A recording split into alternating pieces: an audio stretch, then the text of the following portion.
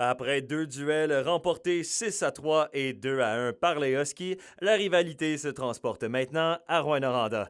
Deux formations aux antipodes qui s'affrontent alors que les Huskies trônent au sommet de leur division et que les Foreurs se retrouvent à l'avant-dernier rang du classement général. Bout de ligne, ça a tout le temps été des matchs compétitifs, même l'an passé où justement dans notre cycle on aspirait aux grands honneurs. On a eu des gros matchs contre les Foreurs l'an passé, puis ça va être encore le cas ce soir. À toutes les fois qu'on joue contre les Foreurs, c'est un bon match intense, là.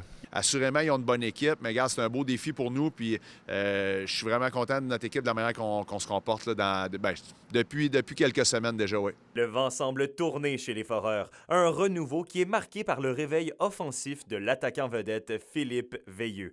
11 points, dont 8 buts à ses 5 derniers matchs.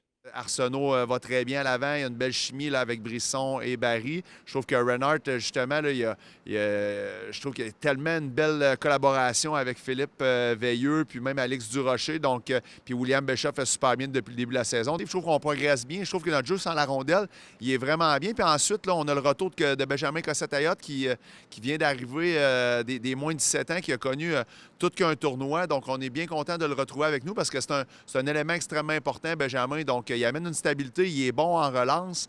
Le Vert et Or devra garder un œil sur le premier trio des Huskies, composé de Antonin Véraud, Bill Zonon et de Lars Steiner, tous parmi les 8 meilleurs pointeurs de la LHJMQ à l'heure qu'il est. Le directeur général Yannick Gaucher est toutefois conscient que des décisions difficiles sont à venir. Rien n'est sûr concernant l'avenir du trio infernal des Huskies. On évalue plusieurs scénarios.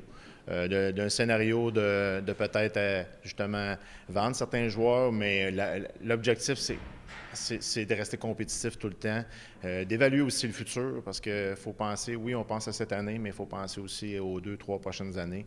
Duel de la 117, c'est ce soir 19h à l'Arena Glencore. Les Foreurs tenteront d'y prouver que leur début de saison n'était qu'une erreur de passage et les Huskies d'y cimenter leur place parmi l'élite de la LHJMQ. Alexandre Cabana, RNC Nouvelles, à Rouyn-Noranda.